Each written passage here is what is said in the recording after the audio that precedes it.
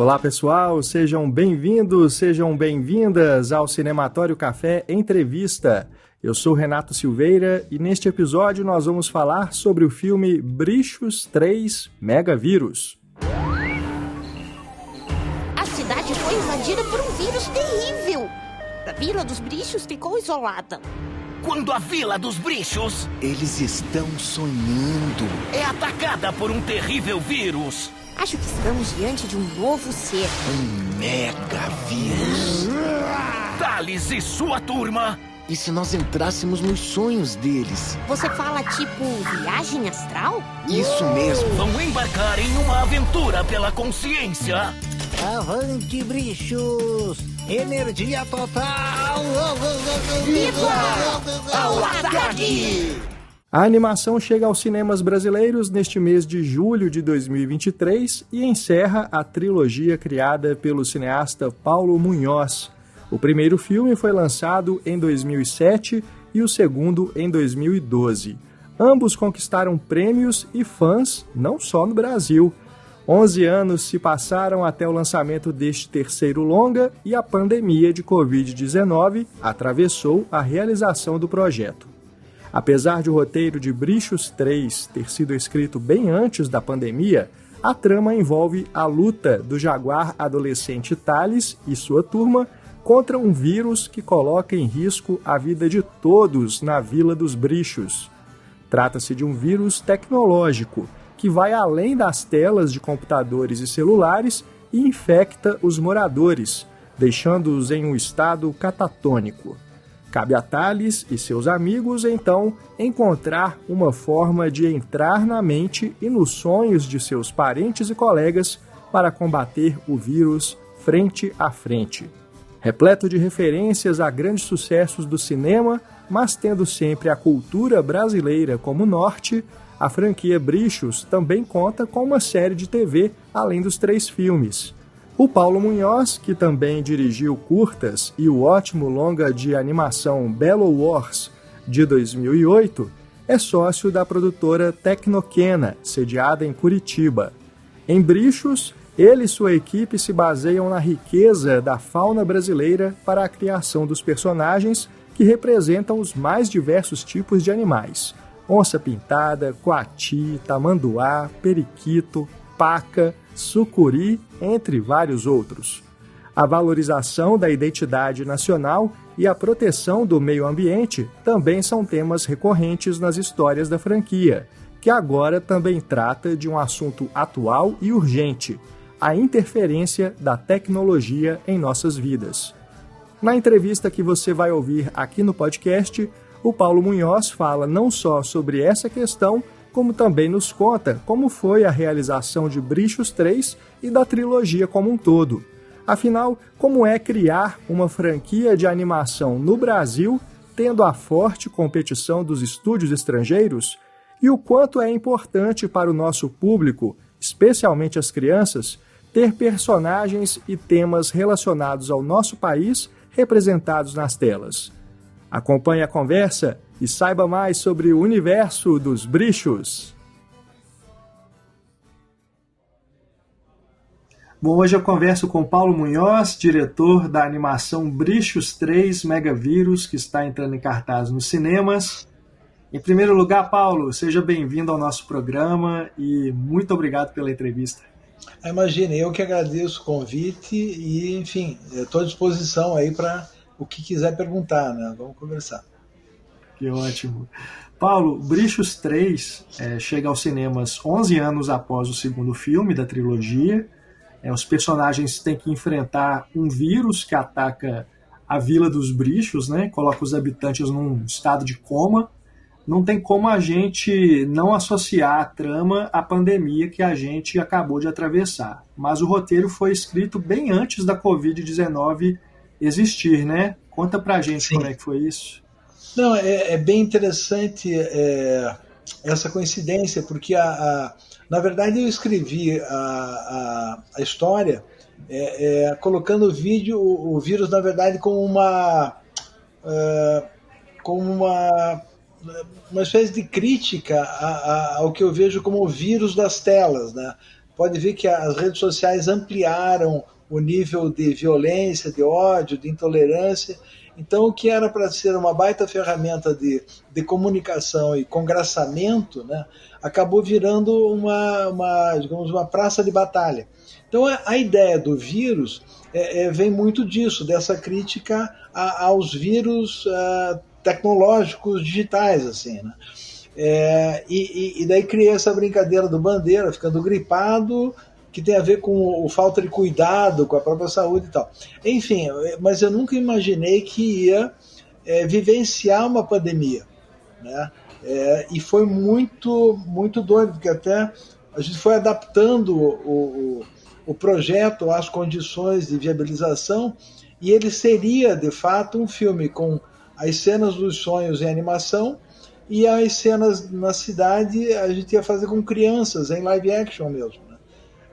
E daí quando eu estava em março de 2020, eu estava fazendo o casting, escolhendo os atores, veio a pandemia. Daí eu fiquei proibido de filmar com crianças e com adultos mais velhos.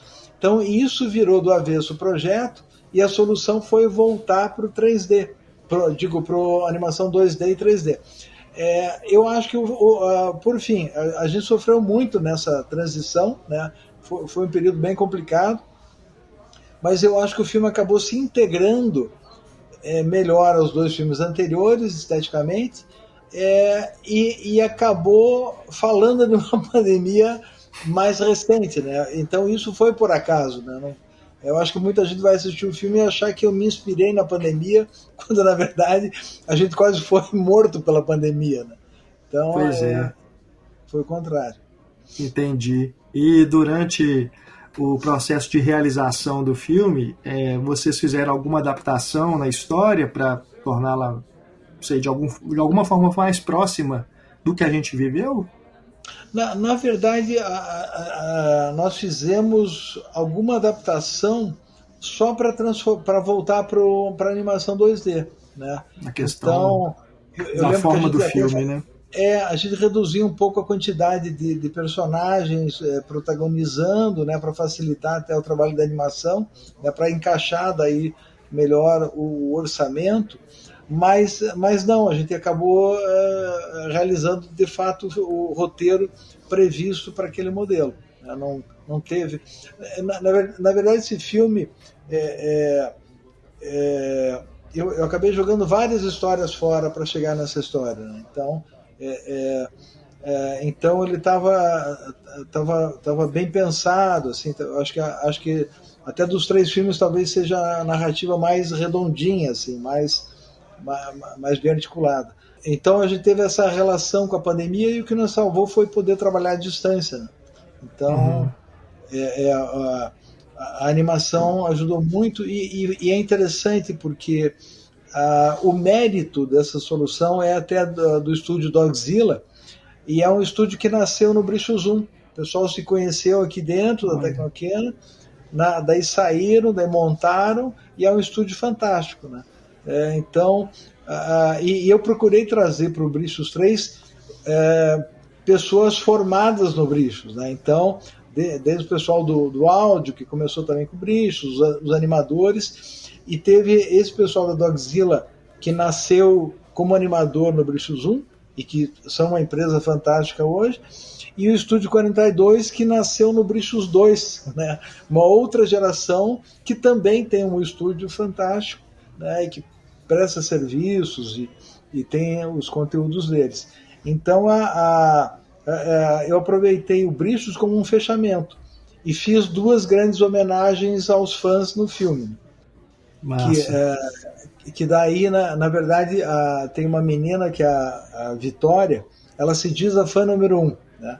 E ela sempre me manda desenhos dela, e teve uma árvore que ela me mandou que eu achei fantástica, e eu coloquei numa cena, aquela cena em que o ratão xinga os pichadores e elogia o grafite, é uma arte dela, uma arte de uma fã, que está aplicada na parede. Que massa.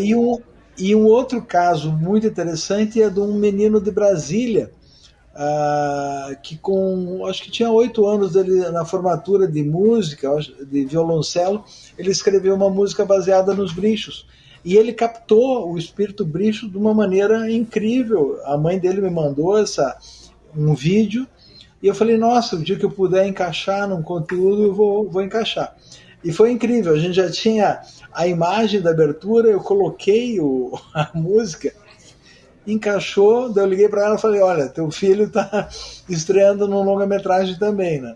Então, eu achei muito bacana também usar o Brichos 3 como uma espécie de agradecimento a quem acreditou no projeto, né? Seja os artistas, técnicos e os fãs, né? E agora eu estou sendo surpreendido por ações dos fãs na internet, assim, né? Teve um fã lá de Fortaleza que fez os personagens dele entrevistando os Brichos sobre a pandemia, né? Sem ter visto o filme, só com o trailer ele fez perguntas, é super legal. E tem um outro site também que está cheio de gente dizendo, nossa, voltou. Tem um comentário de um guri que eu achei incrível, ele falou, nossa, eu achava que isso era uma ilusão que eu tive na infância, mas existe mesmo. Gente, que legal, não? Eu inclusive queria te perguntar sobre essa relação com o público, né? Porque como que é fazer esse trabalho no Brasil, né? O público, a gente sabe, conhece mais as franquias importadas do que as criações do nosso próprio país, né? Como é que então você sentiu o Brichos chegar junto ao público, tendo essa concorrência tão forte e, podemos dizer, injusta, né? Porque é desproporcional o tamanho da indústria lá de fora com a nossa. É uma coisa... É maluco, assim, eu tenho três sensações, na verdade. Por um lado, uma sensação meio heróica, né, de Davi enfrentando Golias. Então, desde o primeiro filme, a gente conseguiu entrar na sala de cinema, né, a gente, que é o campinho do Tio Sam mesmo, né, a gente está ali incomodando, né, mas a gente conseguiu entrar. Então, os Brichos tiveram sempre essa ousadia, né, de entrar no cinema. Por exemplo, Belo Horizonte eu não consegui isso, né? O Belo Horizonte nunca passou numa sala de cinema, mas os Brichos sempre, acho que a energia da fauna brasileira fala mais alto, eles conseguem pôr o pé na porta. Esse é um aspecto. A outra coisa que é muito positiva é você perceber que o projeto, do ponto de vista narrativo e conceitual, deu certo, porque ele atingiu as pessoas. Então, as pessoas adoram, os fãs adoram os Brichos, né? Então, isso é muito legal, ou seja, o que eu imaginei que funcionaria, de fato funcionou, né? Adoram as histórias, e mesmo assim, quando a gente passou a série e os conteúdos pela Nickelodeon, pela América Latina, a Nickelodeon nos contou que o recall foi fantástico, funcionou mesmo, né? Então isso foi o segundo aspecto que me deixa feliz. O terceiro aspecto é negativo, tipo, a gente poderia ter tido uns Simpsons na mão, né? Mas você levar tantos anos para conseguir levantar uma produção, sempre com poucos recursos, você fica sempre aquém do que poderia alcançar. Então, essa é uma sensação que também eu tenho. Então, tenho duas emoções positivas e uma negativa. Tipo, putz, poderia ter, enfim, sido um conteúdo muito mais potente, né? Muito mais amplo. Assim. Sim, sim. E você sente que a dominação estrangeira, né, das animações hollywoodianas em especial, afeta a forma como as animações brasileiras são feitas de algum modo? Digo no sentido da técnica, né? Porque o Brichos usa animação 2D tradicional e utiliza muito bem, né? Vale ressaltar isso. Mas o que chega de fora e domina as salas é 90% animação 3D, né? Com imagens ultra sofisticadas, né? Você acha que isso de alguma forma afeta também a nossa produção aqui no campo da animação? Sim, eu acho que afeta. Eu acho que afeta no seguinte sentido, eu acho que tem muita coisa mudando ao mesmo tempo, né? Então, o cinema ele passou a ser uma atividade a mais do shopping center, né? Então, a outra coisa que afeta muito é o seguinte, mesmo que eu faça um filme mais barato, eu não tenho como mexer no preço dele. Então, digamos, está lá o pai, a mãe, a família, paga uma fortuna na pipoca, na Bomboniere, e vai pagar o ingresso que é fixo para todos os filmes ali. Então, essa família vai apostar no que ela praticamente está obrigada a ver, que é o filme da Disney, da Pixar, porque ela está bombardeada por marketing e tem a certeza que vai ver um filme excelente tecnicamente, né? Então, eu acho que tem esse aspecto, né? E eu acho que o que ocorre no Brasil não é nem falta de dinheiro, de apoio, né? Eu acho que é uma falta de estratégia de alavancar o produto nacional, né? Eu até escrevi um livro sobre isso, propondo modelos, né? Porque a gente teria que mudar, na verdade, o modelo para conseguir fortalecer o conteúdo nacional dentro da sala de cinema e dentro das outras janelas. Porque conquistar o público a gente consegue conquistar, né? A gente tem um retorno positivo. A questão eu faço um filme agora, daí eu vou fazer outro daqui 10 anos. Mesmo, sabe, eu não consigo estar conversando com o mesmo... com os mesmos fãs, as mesmas pessoas que gostaram do conteúdo, né? Então, por isso que a gente tem raros casos de sucesso, né? Eu acho que talvez o único grande sucesso seja Maurício de Souza, que conseguiu, né? E é uma questão de momento, de tempo, né? Também está muito mais tempo ganhando dinheiro de fato, né, com os conteúdos dele e tal. Então eu acho que é o único caso brasileiro, né, de conseguir enfrentar o conteúdo norte-americano. Agora, o que a gente tem, e está bem claro, é uma vocação nacional para a animação. A gente, eu acho que e já vi até estudos do BNDES que mostram isso. O melhor dinheiro aplicado ao audiovisual é aplicado à animação, né? Porque gera emprego de qualidade por mais tempo durante a produção, tem uma vida mais longa que os outros conteúdos e pode, né, gerar até outros produtos e outros negócios, né? Então até hoje a gente tem a Abranima, né, que é a Associação Brasileira de Animação, que está pretendendo contribuir bastante nesse sentido, né? Entendi. Não, isso é super importante mesmo. E o que eu acho interessante também é como que essa questão da dominação estrangeira, né, é tema de Brichos, né, das histórias, né? No 2, por exemplo, que é a questão da ambiental, né, da exploração da floresta. No primeiro a gente tem essa coisa da identidade nacional, né, da importância de valorizar o que é nosso, né? Então, eu acho isso muito, muito legal mesmo na franquia, né? Agora, me diz qual que é a importância, Paulo, de tratar desse tema, né, da questão da identidade nacional, de valorizar o que é brasileiro, num filme que fala com as crianças, né? Tem um público infantil forte, né? Fala com os adultos também, mas é para as crianças, né? A importância de falar sobre isso. Olha, eu acho extremamente importante porque eu acho que você só se torna universal sendo local também, né? Ou seja, e eu acho que com a multiplicidade de tecnologias de comunicação, você está vendo hoje dentro de uma casa, cada um no seu quarto, na frente de uma tela, né? E eu lembro na minha própria história, quando criança, 2 momentos. Eu sou da geração que o primeiro filme que eu assisti foi no rádio, né? Eu sou da era do rádio. Daí com 6 anos apareceu a televisão ali primeiro no vizinho, depois dentro de casa, e houve uma mudança muito, muito radical, que foi o seguinte: primeiro o aparelho ficava na sala, então ficava todo mundo num sofá junto assistindo coisas, era uma espécie de cinema, e aquilo aproximava a família, né? Eu sinto que a gente brincava, ria e tal, era uma coisa muito bacana. Alguém teve a ideia de colocar do lado da mesa de almoço e jantar ali, né?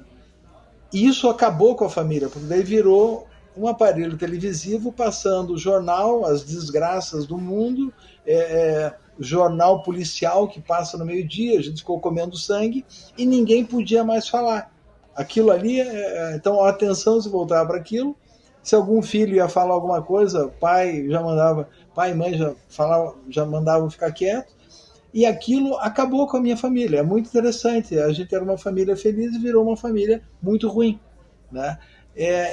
Eu, claro, mais velho é que eu pude entender esse fenômeno. Claro que deve ter havido outras coisas, mas esse fenômeno acabou com o nosso diálogo interno, né? E eu acho que a criança ela tem que entender que ela tem que gostar do colega, do pai, da mãe, de quem está próximo, antes de se apaixonar pela Disneylândia, né? Antes de amar o estrangeiro. Então o Brichos fala muito disso. A gente é a maior reserva biológica do planeta, né? A gente tem potenciais incríveis, né? E você está sempre importando coisas, né? Eu acho um absurdo, por exemplo, a gente não ter grandes marcas automobilísticas, né? A gente tem a única marca, eu acho que é a Agrale, lá do Rio Grande do Sul, né? Que eu vi outro dia, que faz caminhões, tratores e tal, mas é uma marca. A marca que a gente tinha automobilística, que era Gurgel, foi afundada. No Brichos 2 tem até uma homenagem, aparece um Gurgelzinho ali no momento. Cara, a gente exporta minério de ferro quando tinha que estar exportando automóveis, ou seja, e ao mesmo tempo a gente tem a Embraer, que fabrica aviões moderníssimos, né? A gente tem Positivo, que faz computadores, ou seja, esses casos que são isolados de grande competência tinham que ser modelo, né? O brasileiro tinha que se ver como alguém capaz de lançar foguete e fazer satélite. Mas a gente, eu acho que se acostuma com pouco, né? Basta ter um grande arquiteto como o Niemeyer, um grande jogador de futebol como o Pelé. Na verdade, a gente tinha que querer muito mais, né? E também a gente tinha que ter vários astros de vários esportes, do handball, do vôlei, etc. Ou seja, eu acho que essa crença na própria pujança é algo que os Brichos tentam colocar para as crianças também, né? Tipo, acredita em você e tal, né? Então, para mim, por isso que para mim é muito significativo a criança ter coragem de buscar o autor para mandar um desenho dela, demonstra que ela passou a acreditar em si mesma depois de ver o Brichos. Sem dúvida, Paulo. Isso nossa, eu imagino que é uma recompensa assim, né? Sem preço, né? Muito legal. E falando nisso, né, da questão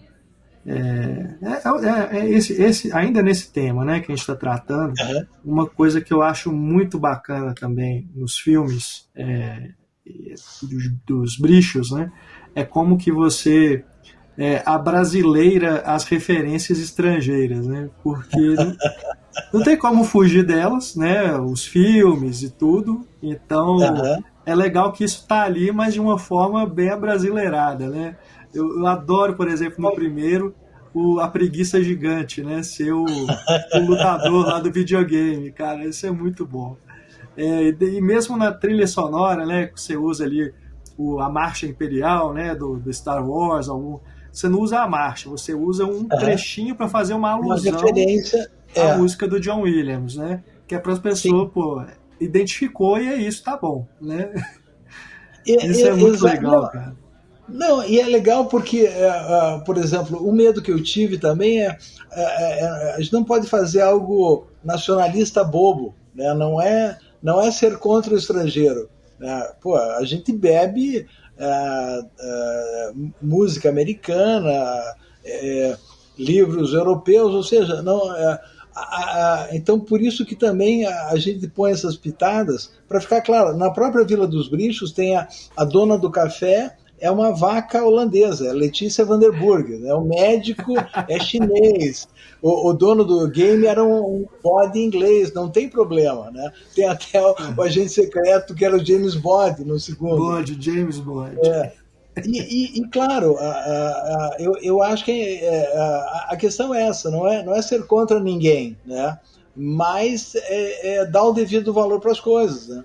Então, por exemplo, eu vou tomar um café, eu prefiro comer um pão de queijo, que é digamos, uma glória nacional mineira, né, inventada pelos mineiros, sim, do que um cookie americano. Não tem sentido. Se a gente tem comidas melhores, por que a gente vai comer pior, né? Então, essa supervalorização do estrangeiro para mim incomoda, né? Eu acho que a gente vai condicionando o cérebro a um outro viés que é inadequado, né? E claro, isso tem impactos muito negativos. Por exemplo, você vê até na área de arquitetura, que é uma área que eu gosto também, importação de modelos que não funcionam no Brasil, né? O nosso clima é muito específico e cada região do Brasil é específica. Você não pode implantar modelos só por importar e fixar, né? Então, eu gosto de falar que o Brichos é o meu projeto político, na verdade. Que encerra agora no Brichos 3, né? Acho que tudo que eu queria falar, do ponto de vista político, está no Brichos, assim. Tá ali, né? Muito bom. E fala um pouquinho da trilha sonora, porque a gente tem... No primeiro e no segundo, eles começam com canções que estão ligadas aos temas, né? Que os dois filmes trabalham. Nesse terceiro, ele não começa com uma música, mas, de todo modo, a gente tem ali a trilha sonora também muito presente, e depois você retoma, né, a música do quem sou eu, quem é você, quem somos nós, né? Como é que foi a criação dessas músicas? Exato. Essa é uma história bacana também, porque o músico, né, que compõe, né, as melodias é o Vadeco, aqui de Curitiba, e foi um encontro engraçado. Uma vez uma conhecida levou ele num escritório que eu tinha, porque ele precisava de uma música para... ele precisava de uns vídeos para compor um show dele. A pessoa lembrou que eu tinha uns curtas legais e tal, e houve uma conexão profunda, uma distância ele é muito mais novo que eu, né? Mas a gente se integrou, né? A gente tinha uma vibração parecida. Eu emprestei minha música, fui no show. Cara, uma das músicas que ele adorou as imagens, porque era um trabalho de vídeo arte que eu tinha feito, que tinha umas imagens super legais. E daí uma das músicas dele eu escutei no show e casava com outro curta que eu estava fazendo, que era o Poeta. Eu falei, nossa, Vadeco, vamos colocar, você me autoriza a colocar a tua música no Poeta? E assim começou a nossa parceria. Daí quando eu fiz o Brichos 1, eu chamei o Vadeco, que acabou fazendo as músicas do Brichos 1, do Brichos 2, do Brichos 3 da série. E as letras são todas minhas. Então a gente criou uma parceria nesse sentido. Eu dava a letra, ele fazia a música, ou ele tinha a ideia de alguma melodia e eu criava. Então as letras são todas minhas e com as melodias do Vadeco. Então eu acho que também essa foi uma parceria bem bacana. E no Brichos 1 ele já estava estudando edição de áudio. Ele fez até estágio com o Alessandro Laroca, que é um grande sound designer brasileiro hoje, que é daqui também e tal. E daí eu topei, né? Eu topei, apostei nele. Hoje ele tem um baita estúdio aqui fazendo áudio para todo mundo. Então eu tenho também acho que um lado meio professor, assim, de acreditar, né, nos novos talentos e tal. E foi muito legal, deu muito certo a parceria e, enfim, a gente tem acho que o Brichos também tem uma característica de personalidade musical muito bacana, assim. Sem dúvida, sem dúvida. E você tem filhos, Paulo? Tenho um filho. E por acaso meu filho se chama Thales. Que legal. Por acaso. Por acaso. O que eu queria te perguntar é sobre a inspiração para a criação dos personagens, né? De onde que vem, assim, se é da sua vivência, de pessoas que você conhece, se é da própria família, e também como é que a gente acompanha, né, esses personagens ao longo dos 3 filmes, que no primeiro eles ainda estão mais crianças, agora no terceiro já são adolescentes, né, já estão pensando em namorar, já tem aquela coisa toda. Aham. Olha, é engraçado, eu acho que no caso dos Brichos tem um aspecto meio xamânico, porque quando eu tive a ideia do conceito, cara, eu não parei de escrever, vieram praticamente todos os personagens, assim. Eu acho que tem uma influência da observação, né, de pessoas e tal. Alguns personagens são claramente baseados em algumas pessoas, né? Mas a maioria nasceu meio própria, assim. Então, e é engraçado porque o meu filho nasceu em 2004, né? E assim, a hora que ele nasceu mudou minha vida. Acho que eu nunca fiquei tão feliz na minha vida. E tudo o resto relativizou. Eu falei, não, agora não interessa mais com você na vida, se você é cineasta ou outra coisa, né? Tenho aqui, já estou bem completo. Eu acho que ele trouxe uma energia boa que viabilizou daí o Brichos em 2004 e tal. E eu lembro que na hora que fui dar o nome pro personagem, meu filho, gozado, nossa, agora me veio essa questão, quando é que eu dei o nome para um e para outro. Mas, enfim, na hora de nominar, eu falei, nossa, não vou dar o Thales, o nome para esse personagem que vai ser o principal, porque vai ficar muito paizão, assim, né? Eu acho que pode ser ruim. Daí eu dei o nome de Sol para esse personagem que é o Jaguar Miriane. Daí veio uma novela da Globo com a personagem feminina principal, que era Sol. Falei, cara, não posso lançar um filme com o nome da personagem igual da novela. Daí eu olhei para si e falei, entendi, senhor, tem que ser Thales, então vai ser o Thales. E no começo meu filho detestava, porque achava que só ele podia ser o Thales. Isso criou até um problema para mim, até ele entender que podia ter 2 Thales no mundo, ele e o personagem. Mas foi bem bacana. E é muito engraçada a evolução do Brichos, porque quando eu criei os personagens pela primeira vez, eles eram todos adultos, né? Então a gente ia fazer uma série, a ideia era um produto muito satírico e muito adulto, né? Os personagens jovens, eles nasceram posteriormente, depois que eu e um roteirista parceiro meu, que já é falecido, que é o Érico, fomos para um laboratório no Rio de Janeiro, que o Sesc Rio fazia, né?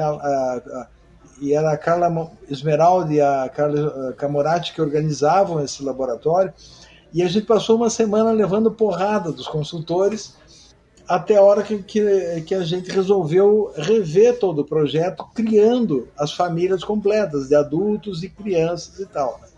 Porque eles nos questionaram muito isso, com quem que a gente estava conversando, né? Então esses personagens nasceram um pouco depois, né? Já nasceram dentro do processo de produção do filme Brichos 1, né? Os traços são completamente diferentes e tal. Hoje até eu não sei se daria mais certo com a primeira ideia ou com a segunda. Eu sei que a gente acabou enveredando por esse outro caminho, que eu acho que teve o seu retorno. Com certeza. Que legal, cara. Curioso isso mesmo. E quais que são os planos para Brichos agora, Paulo? O filme chega aos cinemas, né? O terceiro. Uhum. Depois acredito que vai para o streaming. Tem alguma chance de a gente reencontrar o Thales, o Dumonzinho e toda a turma mais uma vez? Olha, bem, pela primeira vez eu tenho uma distribuidora que não sou eu mesmo, né? Então tá nas mãos da O2 Play, né? Essas novas janelas. E eu tô curioso assim com os resultados, né? Vamos ver como é que vai ser no cinema. Espero que eles consigam vender para várias TVs, conseguir exportar e tal. Então não tenho mais o controle disso, né? Então é um lado que me deixa confortável por um lado e mega ansioso por outro. Eu não sei o que vai ser. E a outra coisa que eu tenho que calcular também é isso, né? Então, para mim, o projeto está encerrando mesmo, porque eu estou com 60 anos, né, esse ano. Então, se eu iniciar um Brichos 4 e levar 10 anos para fazer o filme, eu vou ter 70, entendeu?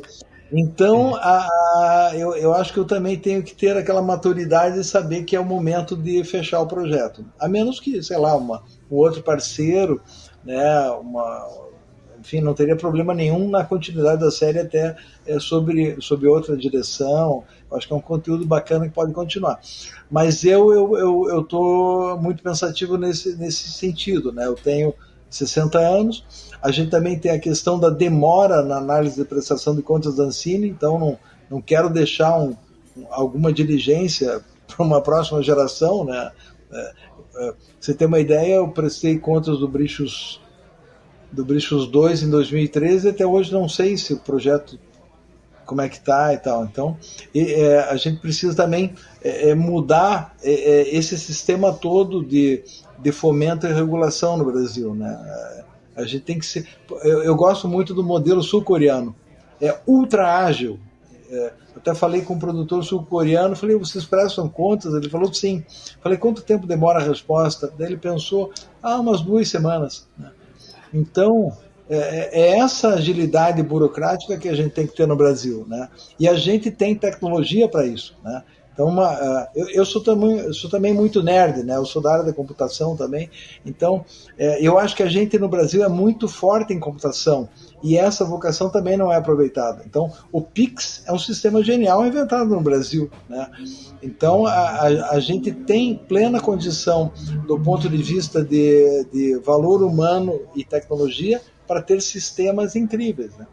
Então é uma questão de vontade política e tal, e nesse ponto a Abranima, até eu sou presidente, o Valu é o vice e o Igor é o nosso diretor financeiro. Então a gente está numa batalha para tentar influenciar, né? Porque a gente acredita mesmo, né? A gente tem um potencial em várias áreas e a animação, eu tenho certeza que a gente tem condição de ser um player poderoso em termos internacionais, assim. O brasileiro é de fato criativo, né? A gente tem que ser mais inteligente do ponto de vista estratégico e comercial, assim. Acho que dá para fazer uma coisa bacana aí.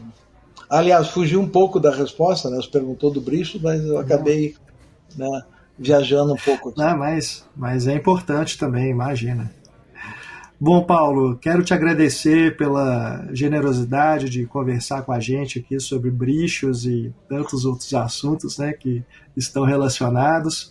Parabenizar você e toda a equipe por mais este filme, né, fechamento aí da trilogia. E, bom, se a gente não tiver mais Brichos, encerrou de uma maneira muito bacana. A gente só tem mesmo que agradecer a você por ter criado esses personagens, contado essas histórias pra gente, né, trazendo temas tão importantes. E claro que se vier mais, a gente vai estar ali na primeira fila para acompanhar e continuar seguindo aí com as aventuras dessa turma tão legal. Legal. Eu que agradeço muito o espaço e adorei conversar com você, espero que a audiência curta e estamos aí, qualquer coisa, estou à disposição.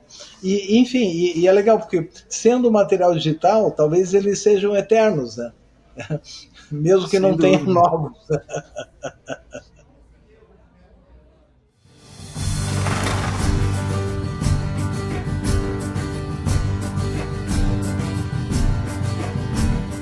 O nosso podcast fica por aqui. Esperamos que você tenha gostado da entrevista. E não deixe de ouvir outros episódios no nosso feed. Temos podcasts de cinema para todos os gostos. Considere também apoiar o nosso trabalho. Venha fazer parte do Cineclube Cinematório. Além de nos ajudar a manter o site e os podcasts no ar, você tem acesso a conteúdo exclusivo produzido pela nossa equipe. Acesse cinematório.com.br e junte-se a nós. Um grande abraço, pessoal. Até mais. Tchau.